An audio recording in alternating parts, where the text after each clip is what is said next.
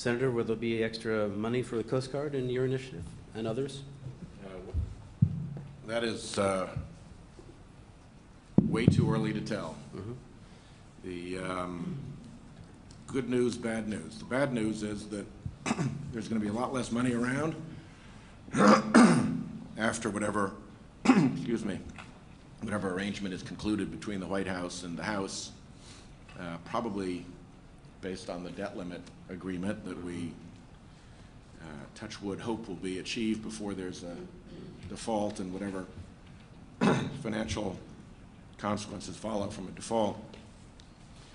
So the bad news is that it's a very unfortunate environment for new spending. The good news is that in this area we're talking about such small dollars by federal standards that we really ought to be able to find a way. So but it's much too early to tell. And by the way, I want to mention to all the panelists that I would encourage you to ask questions of your fellow panelists too, or make some comments if somebody says something you find you want to respond to it as well. Yes, go ahead, Dan. So Jeff, just building on what the Senator said, is that the small dollars is a good news and a bad news thing within the federal budget. The good news is that it's a small number. The bad news for the agencies is that it's a small number, and so the attitude tends to be it's just another thing that you can sort of reprioritize and take, and it's a cut 999 sometimes of the death by 1,000 cuts. But that said, I couldn't agree more that this is really an essential endeavor. Senator, one more question: Are there senators who you've met and you've talked to who just don't believe there's a problem in the oceans? And you're welcome to give us their names if you'd like. I would say the majority of the Senate is not aware. Not aware. Of the problems in the oceans. Frankly, the community of people who communicate about the oceans have tended to sell glamorous and exciting images of pretty fish swimming in wonderful coral reefs and all of that. So even people who aren't senators, who just watch TV, can hear us talking about the problems of the ocean and know in their hearts that it's not true because they just saw on TV last night this wonderful special and everything in it was so pristine and perfect and magical and wonderful. So obviously we're a bunch of alarmists and extremists. So that creates a problem that goes well beyond the Senate. And then, you know, there are a few members who I think very sincerely believe that this is God's earth and we are God's people, and as long as we behave as a Christian nation should, He will look out for us. And our danger is straying from the path of righteousness, not from all this sort of scientific gobbledygook that's going on out there. That, unfortunately, is a very small minority, but it only takes a few in the Senate to stop things and slow things down. So, and I've literally heard that discussion. Wow. Isn't that something? You just don't understand. Well, you bring up a good point. 14th century point of view. Yeah. You bring up a good point. You know, as many of us in the room know, you go to the grocery store, there's always seafood on the shelves. You go to a restaurant, there's always seafood there. The media, especially TV, when we do a story about fish, we're not going to show too many pictures of empty oceans. We're going to end up showing pictures of fish and reefs. A plundered reef is not as attractive visually as a healthy reef or even a moderate reef. So we indirectly sometimes reinforce this incorrect notion that all is well. We almost ought to try to figure out a way to put the Surgeon General's warning on a cigarette pack every time there's one of these luscious and innocent displays of the ocean. You know, by the way, you got to put in 1 minute of here's what it's really like if you go someplace other than the lovely spot we went to take these pictures to show you. The shifting baseline. John Weber, do you what do you find is the chief challenge that you have, being a guy on the front lines in trying to implement these policies? And are you having a better time at it up there than most because you've had such an economic catastrophe with regard to plundered oceans? So I think the senator has very much just touched on some of the challenges. It is about communications. Yeah. It is about, if this is going to be successful, it's going to have to bring all the folks who are active and care about ocean issues to the table. And how do you do that? How do you go talk to the fisherman who needs to be there, who has a day job? My day job is this. So part of the effort is, somebody once said that when some of this ocean planning stuff in the States was starting a couple years ago, that easily 3/4 of it was going to be about just communication. And I won't quibble. I think that's fairly accurate. I think that's right. It's about having those conversations. It's about bringing all of those people, some of which we are uncomfortable with and do not have a working relationship with. It's about building that. I would say that's first. The second main challenge, I think, in the Northeast is just working within an era or an area where there is so much change going on. And I don't mean just because there is change going on at a national policy level, but trying to actually wrap our heads around things like climate change. We are seeing effects of that. We can document that. How do we start taking assessment of that? How do we do that in a meaningful way? How do we bring that science in? To me, that is a big challenge as well, a slightly different arena. And then the third challenge, and I have to say this, or my NROC colleagues would ask me to never come speak again, is the fact that this does take resources, and it does take funding, and we all know that.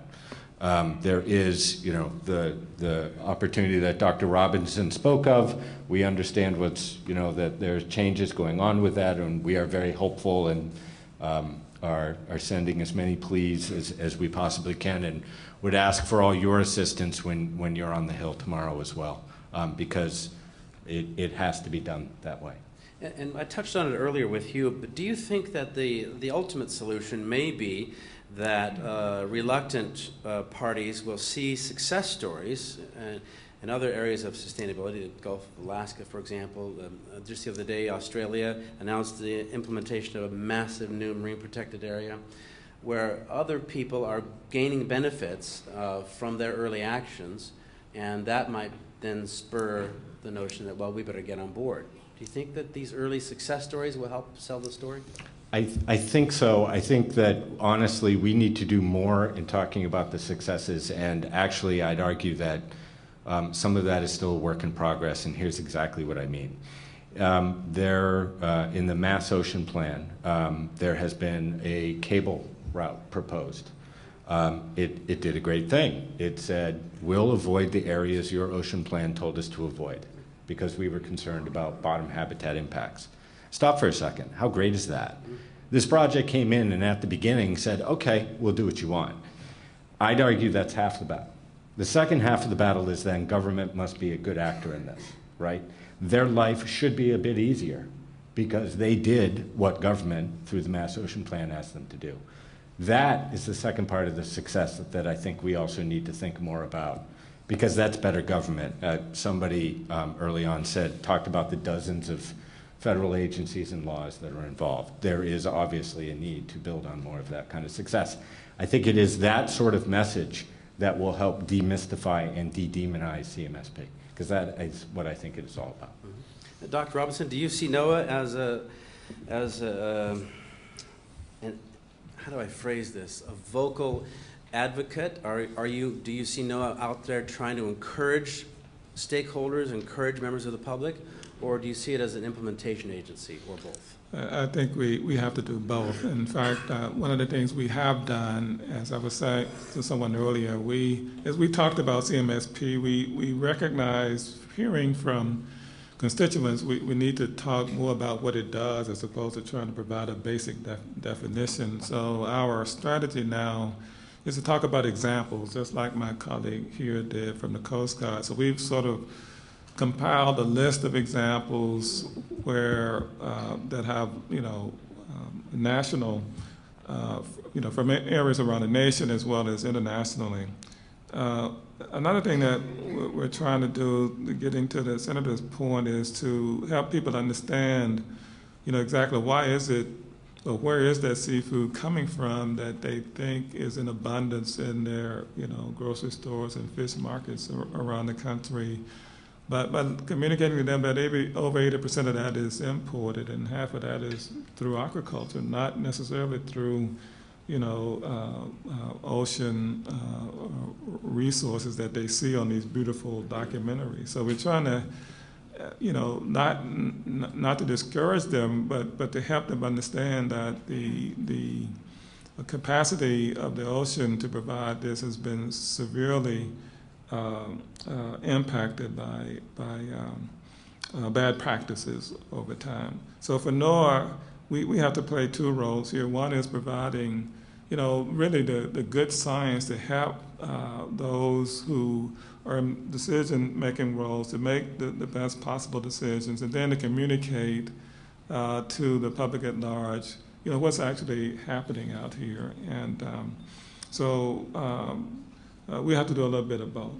Jeff, if I could take off on something that John said a moment ago in the context of what Larry was just saying.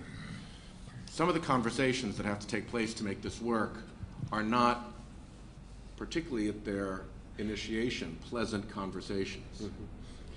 Mm-hmm. Particularly in New England, NOAA and NIMFS have a very long history with the local fishing industry. And for all the really, I think, strong efforts of Administrator Lipchenko to change that, there's just an awful lot of history there. And so when NOAA does re-engage with those local folks, the conversation does not begin well. It's grabbing them by the lapels and yelling at them and saying, where have you been? Why don't you ever listen to us? What's going on? Don't you realize how much we're hurting? It's a very personal conversation. When you have those personal conversations in your own life, you have to kind of listen your way through that for a while until you get to the point where you can say, yeah, okay, we understand each other now, let's try to work our way through this. And it's hard when you're from away in particular to go in knowing that that's the conversation you're going to have, that it's not going to be pleasant. And it's easy to kind of stay away from that. But if you don't work your way through that, you never get to the next stage. And so I think it's really important for our federal regulatory agencies to be as out there as possible, even knowing that that day is going to be an unpleasant day for that federal official when they show up in New Bedford or in Rhode Island or wherever to sort of develop the conversation with these interests. You've got to take the venom out of it first before you get on to the next stage. And if you stay away from it because of the venom, then you're trapped and you never get on with it. Mm-hmm. And I think that's a fairly significant mechanism that is at work in a lot of our marine communities. Right. Time for some questions from the audience. We have a microphone in the middle. Yes, and we'd like you just to say your name and who you represent. Go ahead, you're first. Hello, I'm Will Knuckles. I'm actually the conference's cat herder organizer for the Hill Day, and we'll certainly be taking a lot of this forward. Thanks a lot for your remarks this morning. Question this morning about budgeting and appropriations. You raised that topic and its importance. And I would bring this around the theme of oceans and the fact that that isn't really how we generally deal with both budgeting and appropriations. There's sort of a continuation of processes. One is you can try and figure out where all the pieces are. That's an important, huge first step.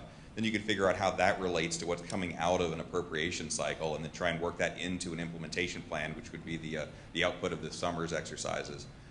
Then the next step is to actually tell, once you understand where all the pieces are, to tell the Hill as a theme of oceans or a subpart of the oceans where those commonalities are, because we've talked about the fact that it goes across 26 agencies, but the number of programs it goes off is even huger than that. Need a question here. And then the step after that would be intentional budget planning, to where you didn't just randomly connect them and tell the Hill where it was, but actually decided that you would ahead of time knit them together intentionally to line up with your plans.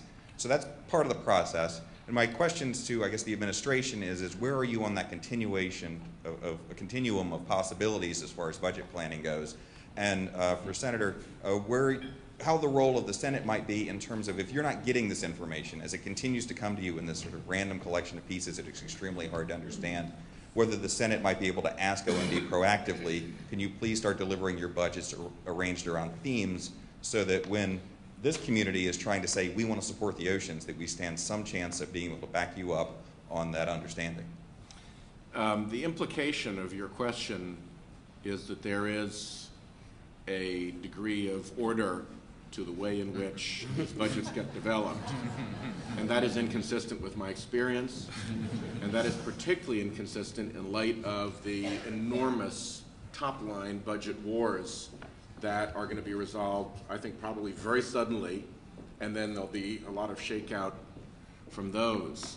So I think that rather than get into all the sort of diagramming that was posed in your question, you need to pick 2 or 3 or 4 things that are the core things off of which others can then move and relentlessly argue to keep those alive, to keep those in the budget, to make sure that congressional staff are aware of it, to make sure that you're going to the cardinals on the relevant appropriating committees with those things, and that you're coordinating a message from the executive branch, yeah, that's what we want too. And if you do that, then I think you kind of preserve certain redoubts that you will defend at all costs that are your key things, because your planning presumes a world that I don't live in. We want to get into as many questions as we can, so please, no statements, just straight question. Go ahead. Thank you. First of all, let me just say, Senator, thank you very much for all of your comments. Very appreciated. Name and who you represent, sir? Oh, excuse me. Gershon Cohen. I'm here down from Alaska, Earth Island Institute. I work on a number of pollution issues and marine mammal protection issues. I met with your staff a few months ago about the cruise ship issue, trying to get a federal cruise ship bill passed. If it were not for the Coast Guard happening upon some cruise ship problems back in the 90s, I've been working on the issue for more than 10 years, we wouldn't even know about the discharges from these ships in our waters. And so I guess my question would be, how can we move forward at this point with getting more uniform rules applied to the industry? Most of the ships that are traveling around the coastlines of the country would not be allowed in Alaska because of the rules we've passed in Alaska. And so the ships with poor performance are the ones that go to all the other ports in the country. So I've been working with folks in other states to try to get them to do, but that'd be great. Thank you. Dana, you want to take a crack at that? I'll try. So very briefly, how do you so the background is that one of the challenges in maritime is that obviously ships, cruise ships, cargo ships are very mobile, and they move from state to state and from country to country. So the preference, at least from the Coast Guard perspective, preference is whenever we can get an international consensus, it's better. It's better for the industry. It's better for our credibility for the standard overall, because it's not one locality or one state acting unilaterally, and it represents a broader consensus. And when we can't do that, then we look for a national standard. Again, because the needs of commerce and needs of navigation are such that the national standard serves better than locals. How do you get national standards? The same way you get anything else enacted into law or into regulation is to demonstrating that there is a compelling need, and then working with either the Congress or the regulatory agency to show how that need has to be addressed. I realize it's a fairly vague and bureaucratic answer, but could I just add to that? That insults injury. They don't pay taxes. Yeah. Well, Carnival Cruise Lines pays less than 1% of its billions of dollars in profits and taxes, so it's frustrating. Mm-hmm. You may want to take a look as an example. I won't go into detail. We do have, in terms of an international bilateral with Canada, a Great Lakes Agreement, and in that, a significant convention there is on ballast water discharge. So you may want to take a look at that. There may be something in there for you. Mm-hmm. Although ballast water is one of those examples where we have some state rules, we don't have a federal rule yet, and it's just causing all kinds of trouble and hate and discontent. Thank you. I would just one final comment, and then I'm done. Very quick, please. Yes, and that is that the law that we passed in Alaska, I just want everybody to understand, was passed by public initiative.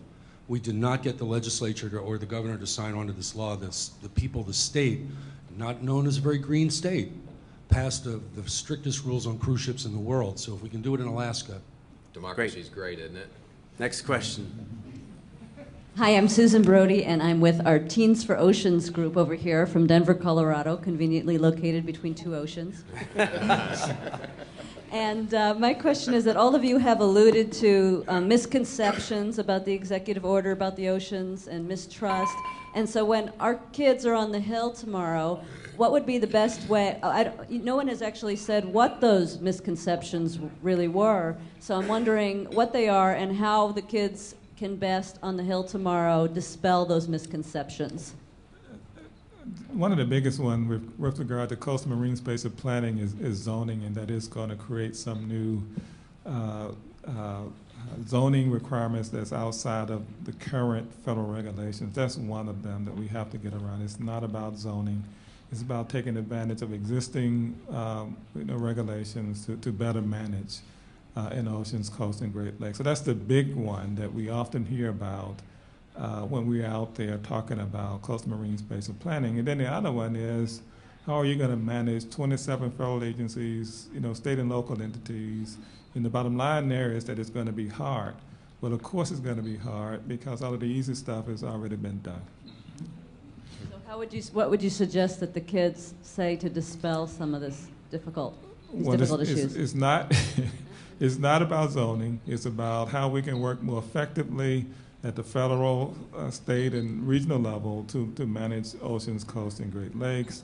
And yes, it's going to be difficult because it's new, but because of what's at stake, it's worth us taking this new look at things. What we've done in the past has not gotten us there. It just hasn't worked. It has not worked. Okay. Another important point is that it's actually good for industry to go into these things knowing more information than they get now.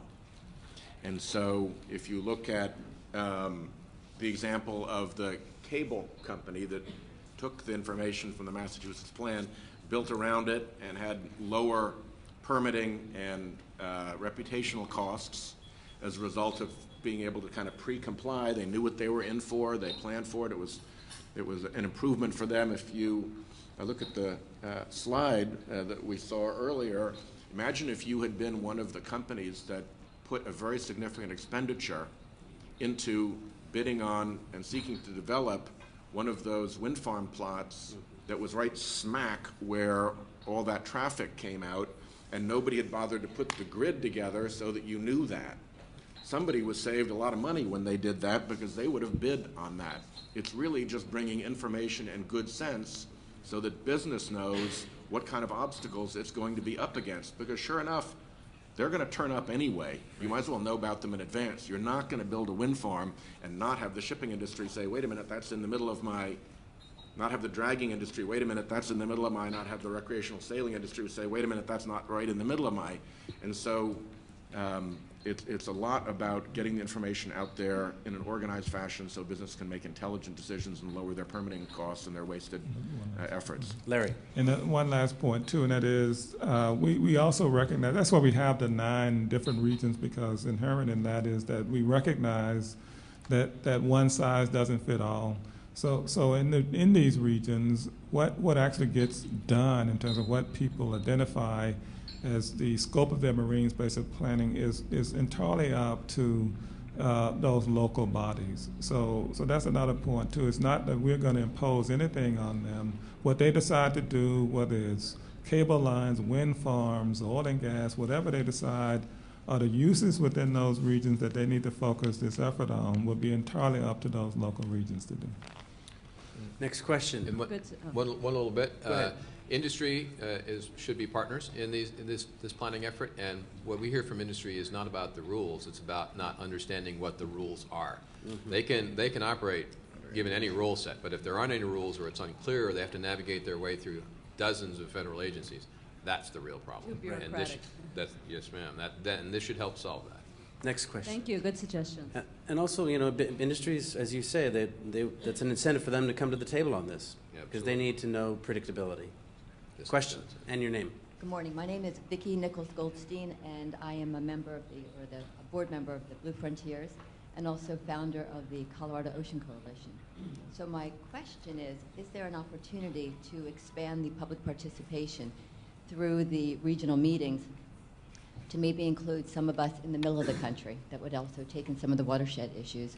And as a follow-up to that, there are folks here from Colorado and Kansas and other locations, and we would be glad to help you get that organized. So I don't want to speak for Dr. Robinson, but I can tell you that we have been looking for participants from the middle of the country on the National Ocean Council, have we not? Yes, we have. And there's specific provisions for representatives from the square states. Right. Everything finds its way to the oceans so. eventually, so that's Yes. that's a good thing to have. Yeah, go ahead. Hi, I'm Casey Calloway. I'm the Director of Mobile Baykeeper, and I want to thank you for your hard work, especially Dr. Robinson, who's been in the Gulf a million times over the last year with the Gulf oil disaster. Our big issue being one of the 5 Gulf states who in the National Oceans Policy is defined as the Gulf, but when it's prescribed, it's about Louisiana and Mississippi. So, and I know yesterday on a panel there was discussion about, I think Don Besh said, what's the quibble over the 80% for the Clean Water Act fines for restoration? And it is because everybody thinks all the money's going to Louisiana. Well, the Oceans Policy does not help us get out of that feeling. It actually kind of inspires us to feel that way in Alabama, Florida, and Texas. So my question is, how can we figure out a broader way to include, other than just the Mississippi River Basin, in the discussion about the Gulf? Because Alabama has an impact, so does Florida, so does Texas, and are impacted by those suggestions and those changes. And the second question I have, and it's a little bit more of a concern, we heard with those Clean Water Act fines that because it's a must-do bill, it would become a Christmas tree bill. And I'm now hearing Senator Whitehouse say that, yes, indeed, it will be. So I'm a tiny bit nervous about that as well. So can you talk a little bit more about Clean Water Act, how we can incorporate all 5 states into the National Oceans Policy in the Gulf, and how we can influence the decision, I guess, to ensure Alabama and other states are included in it, and then lastly, to discuss a little bit more about the Clean Water Act fines. Well, I would say that the Gulf Coast Restoration Act is something that the Gulf Coast states have to work out amongst each other. Obviously, Louisiana wants it per dollar of damage done by the storm. Texas wants it per square mile. Florida wants it per mile of coastline. Alabama wants every state to get the same fair share. You know, everybody has their winning strategy for them that they bring to the table. And they're just going to have to sort their way through that. And I think they will, because the bottom line is if they don't get an agreement on it, then it all goes to the Treasury and everybody gets zero. So they should be all motivated to try to sort that out. And I know that Senator Landrieu in particular is working very hard to try to coordinate that agreement among the Gulf states. That said, everybody was affected by what happened in the Gulf. And while the majority of the funds that become available should go to the Gulf states, I don't think it's unfair or improper to expect that the rest of the country would participate as well. There were boats from Rhode Island down in the Gulf helping clean up and helping do the science. There were people from all over the country who went down. It was a national expenditure of funds that led Thad Allen and the Coast Guard to do the job that they did down there.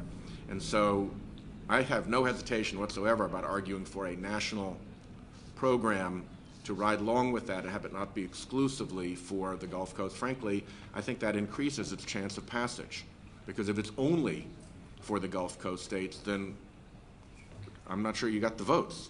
It's when you can show people in California, in Alaska, up on the Great Lakes, in New England, in the Mid-Atlantic states, that the urgent ocean needs that they're experiencing as well are being recognized and addressed in this bill, that I think it improves its chance of passage, which is better for the Gulf states. So I think it's a win-win. I don't see it as a Christmas tree. I think it's a win-win.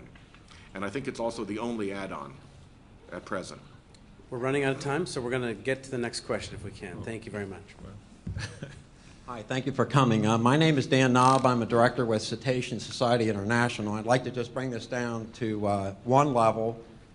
Species of humpback whales in the New England waters. If she could be here today, her name is Salt. She's a grandmother. She has 8 calves and 12 children. She's up on Stellwagen Bank, and she's been there every year since 1975. Our administration seems to be walking back from the whaling policy, and Dr. Roberts said June is a busy month. June is also the 63rd meeting of the International Whaling Commission meeting. Would any of the panelists like to tell us where our whaling policy is going at this time? Greenland now is killing whales for the first time. Last year they killed 8 humpback whales. They can kill 9 each year. If Salt decides to vacation in Greenland, she could be one of those. And I'd just like to find out what our policy is right now.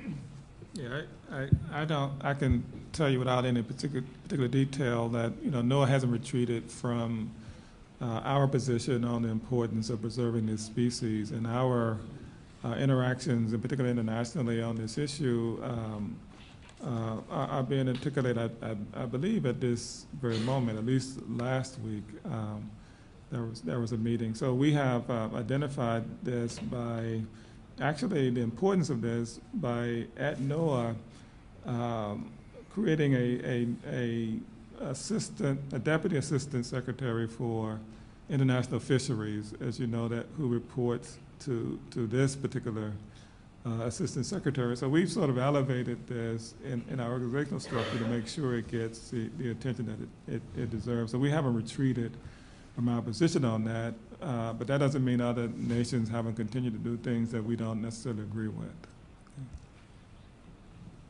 Yeah.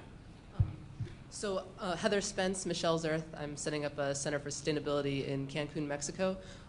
Just taking a bit of a step back, we've talked about how everything is interconnected and the ocean doesn't recognize boundaries, and we're talking about regional connections.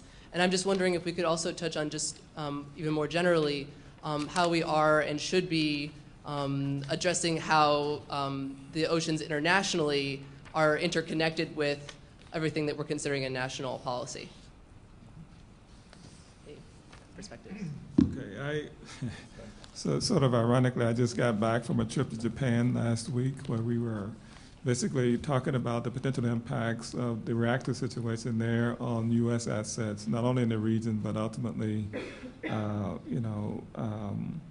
the Pacific Islands and the West Coast. So we, through a number of conventions internationally, are paying very close attention to what's happening around the world. As you know, the Integrated Ocean Observing System, or the international version of that, I was in Mauritius about 2 weeks ago, where we, went into signed an agreement with the United Nations to add some additional buoys in the Indian Ocean, which is vital to them, but also provides us ocean data.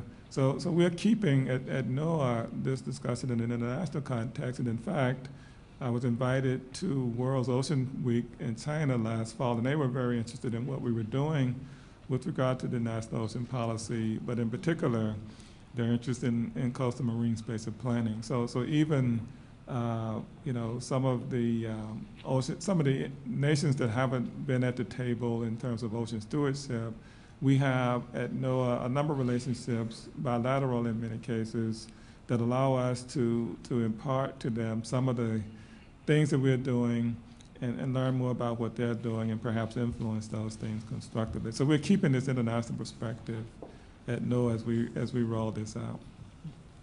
Another good thing to do would be to make sure that international fisheries that are not being fished sustainably should not be allowed to compete with American sustainable fisheries for the American marketplace without an appropriate adjustment for the fact that they're misbehaving. So importation requirements for sustainability. You have to work around WTO and other things, but we're in a race to the bottom. To use Dana's example of the commons, it's a commons. And if the worst actors who are fishing least sustainably can get the best price because of the way they do it, and then undercut our fishermen who are forced to fish sustainably, it's not much different than the pollution dynamic that we've tried to protect against in our trade policy, and we need to be much more aware of sustainability in the oceans from a trade point of view. Or manufacturing issues as well. Yeah. Next question. And you can go ahead and sit down as you listen to the answer if you want to relax. We'll get to the next question faster. Good morning. Paula Walker, Director of Coalition to Protect Ocean Diversity. You all mentioned that it would be good to give favorable support, favorable means to those who are good actors who comply with the plans right up front right now are getting in the game. So my question is, could you be more specific, give us some specifics on how that could happen, and also how does the National Ocean Policy promote and support such an idea? Thank you. I'll give two examples. One is that for, certainly for many business interests, folks who are proposing projects out there, time equals money. So there's a part of that that is timing, and that's what I think part of the value is to all of this, as the Senator said, is bring that information up front so I don't go waste time on an area where I shouldn't. But I think trying to figure out smart ways to hardwire that into the bureaucracy, the regulatory programs that are out there, I think that absolutely has to happen. The details of that will be many, and it's going to be a complex thing, but we need to start that conversation now. The other aspect of this that I would just point out as I'm sitting thinking about this is that one of the elements of both states' plans in our region that I think ultimately in the long term is going to bear the most fruit is that both plans also identified key management needs in terms of science and data acquisition, in part to be able to better respond to the management issues that are out there. So we need better data on shipping brought into the conversation right in the beginning, because we're seeing that as something that pops up for us. That is a great example of what I mean by that. I think that sort of conversation also needs to happen, starting with those folks who are trying to manage the ocean resources. And I think that's a great planning outcome, because once we dive into this, we're going to realize there's a lot that we don't know, and how do we prioritize that? And that, I would also argue, is a way to address your point. Next question. Name? Hi, my name is Cesar Gutierrez, and I'm an 11th grader at the Urban Assembly New York Harbor School. And I just want to know if you can simply state what is marine spatial planning, and as an extension of that, by adding like wind energy or whatever you guys were planning to put down there in the water, wouldn't that affect the biodiversity and the natural habitats in the water itself? Who wants to take a crack at that? I'd say marine spatial planning. Who came up with that name, marine spatial planning? Anyway? I would say marine spatial planning is getting all the stakeholders in the room with all the information in an orderly process. Simple as that. Try to get everybody who has an interest in the room, try to get all the information that we have in the room and figure it out how to map it so that it's accessible, you can see it, and have an orderly process so that you can start making decisions about competing uses. Just to follow, I think that's spot on. I think what I would add to that, it is also, in general, it's about improving the way we do business out there. There is a project in the Northeast which was first proposed 11 years ago and started the governmental review process of that. I'm not going to say the name of it. It rhymes with, Cape I don't know, Cape Wind. Schmape Wind. And actually, I don't know where he went, but he raises a very good question. I want to make 2 points on that. One is that no matter what you think of renewable energy anywhere, 11 years, really? I think we can do better than that. The second thing I would say is that directly to your point, where you asked the question about offshore renewable energy and biodiversity, I think part of what CMSP is also about is ensuring that for those types of conversations, how to address various policy needs. As the Senator said, we're bringing information about what we have about biodiversity in a spatial context. Where are those areas that are more important than others based on what we know, to try to make those decisions in a better way than we have been in the past. Including the water column, too. Absolutely, and the air. Yeah. Right? And sometimes putting structures in the water actually increases biodiversity. Mm. That's why we sink old ships to create reefs and that sort of thing. So. All right, here comes some crazy guy who's going to ask a question. What's your name and who do you work for? David Helbard with Blue Frontier, and I'm the author of Rescue Warriors, the U.S. Coast Guard, America's Forgotten Heroes. And it seems like we're stumbling with predictable resistance and all that towards a common sense national ocean policy. And maybe we may have an ocean trust fund to be with that. and not in terms of what's politically feasible today, but it seems what's politically realistic, you know, what would be in the public interest for our last great wilderness frontier. Our last wilderness frontier, we created a Department of Interior. And I'm thinking, not just me, the next Secretary of Defense is thinking, we ought to have an independent ocean agency to give some leadership to this.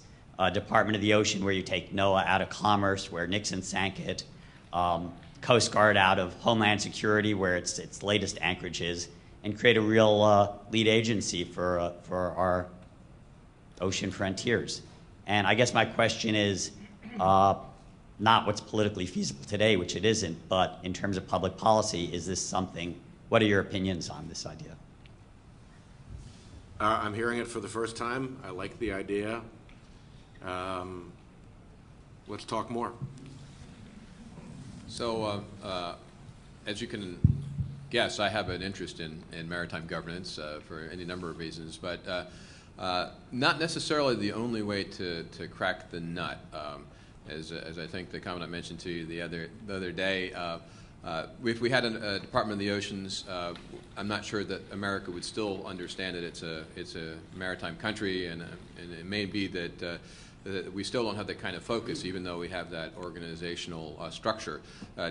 Federal departments right now are oriented around functions, defense, commerce, treasury, that sort of thing, as opposed to around environments or domains.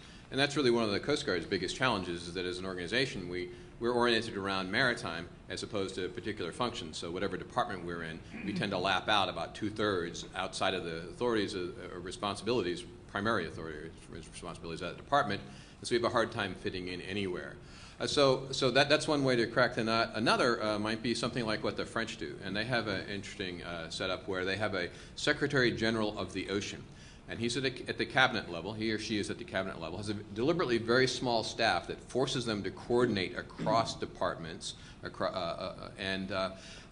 that's at the capital level. And then at the out in the field level, they have an admiral and a civilian employee that are responsible for every one of their states or departments. For everything that's maritime related. They coordinate everything that happens in that particular region of France. And again, they serve a coordination and a collaborative governance function as opposed to a direct authority kind of piece. So there's lots of ways to get around this. I think the most important thing is that you actually do it. And I think that from the Coast Guard's perspective, that's why the National Ocean Policy, the National Ocean Council is so important, because we are making better steps towards actually doing it. And as long as I had the microphone, let me add one thing, because you're going up to Capitol Hill and we talked about the National Endowment for the Oceans and the National Ocean Trust Fund. And being a federal employee, I can have no opinion on this one way or the other, but I can tell you that even a little bit of money shows the intent of Congress. Even a little bit of money shows that the government is serious about something. We, down in the federal bureaucratic trenches, see all kinds of initiatives descend upon us that we are responsible for executing, that we are to do in the course of our normal business. And I got to tell you that over the last 200+ years, we've all accumulated full-time day jobs, and having another thing come down without even a little bit of money or one more staff person is something that we will do our best to get done, but it does not speak to the intent of the administration or the Congress for us to put large amounts of additional efforts and reprioritize things that we've been doing in favor of this other thing. As I mentioned, we certainly in the Coast Guard are more than committed to the National Ocean Policy and the National Ocean Council. But in terms of the message that the administration and Congress sends as to the importance of this, I think that even a small amount in a fund such as the Senator mentioned would go a long way to convincing the folks that actually have to execute this that this is a real thing. It's a real program and people care about it. Larry, you had a comment very briefly, please. In the last just quickly, question. David, as you know, a number of entities have commented on this. I won't respond directly, but I will say that you may want to take a look at the recommendations in 2008 for the incoming administration that were provided by ORAP, where they alluded to having some entity in a leadership role regarding oceans and having the oceans are, et cetera, et cetera. So you may want to take a look at those. And one quick nomenclature tip. National Ocean Trust Fund, National Endowment for the Oceans, same thing. National Ocean Trust Fund, House side. If you're talking to a congressman or a congresswoman, National Ocean Trust Fund. National Endowment for the Oceans, Senate side. If you're going to the Senate, it's the National Endowment for the Oceans. Good point. Somehow it'll all get worked out, but if you're hearing both those things and wonder why they're both being said, that's why. Right. Come across well informed. Yes, your name. Yes, my name is Jorge Jimenez from Marviva Foundation down in Costa Rica. Charts of California fits in tropical waters of Central America, and whales of Alaska go down to breed in Costa Rican waters, and 60% or more of our fishing effort ends up in the U.S. markets. So my question will be, is there room to build a hemispheric perspective in the implementation of this national policy, especially seeking the collaboration with similar initiatives that are being developed in the other countries? Thank you. I think there's a big opportunity there. Go ahead. Yeah, and I just want to add that the LME concept, that, by the way, is international. The large marine ecosystem. I mean, we're talking about a suite of them, primarily in U.S. waters, but the one in the Gulf of Mexico is international. But I think in a LME context, that's a framework for looking at this internationally. Well, listen, thank you all very much. Again, if you want to be a part of the National Media Dialogue, please come talk to me about this great conference coming up in October. Again, it'll be very, very newsworthy. Senator Sheldon, Whitehouse, John Weber from the Northeast Regional Ocean Council, Dr. Larry Robinson from NOAA, and Dana Goward from the Coast Guard. How about a round of applause, folks, for all of these people? Jeff. Thank you all very much. Great job hosting, Jeff.